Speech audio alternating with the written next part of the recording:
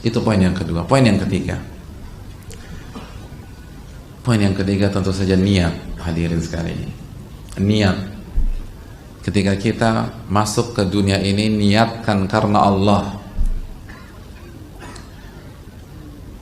Niatkan untuk menjalin silaturahim. Jadi ketika kita buat grup keluarga, niatnya silaturahim, itu dapat pahala tuh. Al-wasail ahkamul maqasid. Kaidah fikih mengatakan sarana dihukumi sama dengan tujuan. Jadi ketika kita buat grup keluarga atau kita berteman di Facebook kita dengan keluarga besar, niatnya silaturahim, dapat pahala silaturahim.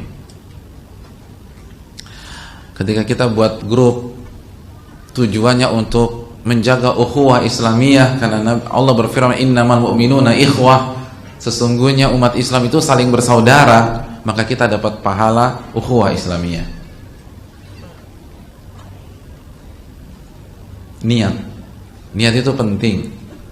Innamal a'malu binniyat, sesungguhnya amal ibadah itu tergantung niatnya. Jadi hadirkan niat. Niatkan untuk dakwah. Saya nggak bisa ceramah, Ustaz. Saya nggak punya ilmu. Saya nggak bisa buat artikel. Tapi saya bisa men-share tulisan-tulisan ustadz-ustadz yang mengajarkan sunnah Nabi SAW kepada beberapa grup yang saya buat. Itu niatnya.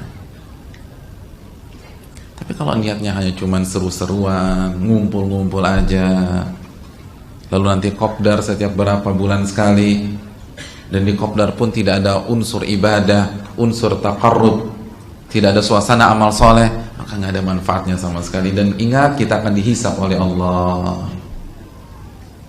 Kita akan dihisab oleh Allah.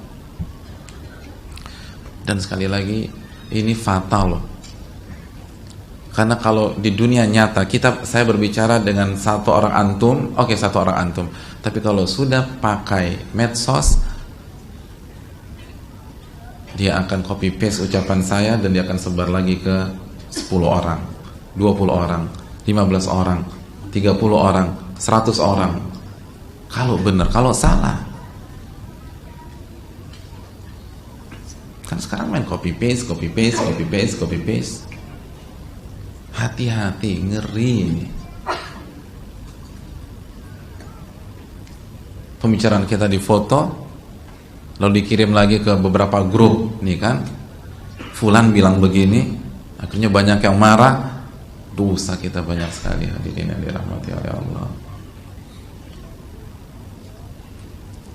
Kita lagi ngomong begini, saya salah ngomong, itu 5 menit kemudian minta maaf selesai atau merevisi selesai, mohon maaf itu yang saya omongkan tadi tolong dihapus ya. Tapi kalau saya masukkan sebuah foto di sebuah grup atau di Facebook, itu 1 menit kemudian itu bisa ada di Dubai, bisa ada di New York, bisa ada di Sydney, bisa ada di Surabaya, bisa ada di Irian Jaya. Itu nggak terkontrol, nggak bisa. Sudah antum keluarkan, siap-siap ditanya oleh Allah Subhanahu wa taala. Itu aja udah. Antum lempar, siap-siap ditanya oleh Allah Subhanahu wa taala. Apalagi sekarang. Wanita-wanita yang terbuka auratnya ketika dia selfie, lalu dia masukkan ke Facebooknya, lalu tahun depan dia taubat, fotonya masih ada nggak? Itu bisa beredar terus fotonya. Itu ngerinya. Pikirlah 1000 kali untuk taruh sesuatu di media tersebut.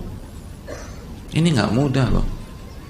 Bisa jadi sholat kita, puasa kita, zikir kita hancur gara-gara medsos yang kita gandrungi selama ini. Makanya niat yang benar. Setiap ada apa, niat saya ikhlas apa enggak? Setiap kasih komen, niat saya ikhlas apa enggak? Setiap copy paste, niat saya ikhlas apa enggak? Setiap buat grup, niat saya ikhlas apa tidak? Saya mencantumkan artikel atau kata-kata mutiara, niat kita ikhlas apa tidak? Ketika misalnya kita membuat status, niat kita ikhlas atau tidak? Innamal a'malu binniyat. Kalau niat kita ikhlas, ini lumbung pahala yang begitu luar biasa. Lumbung pahala. Tapi kalau keliru, habis kita.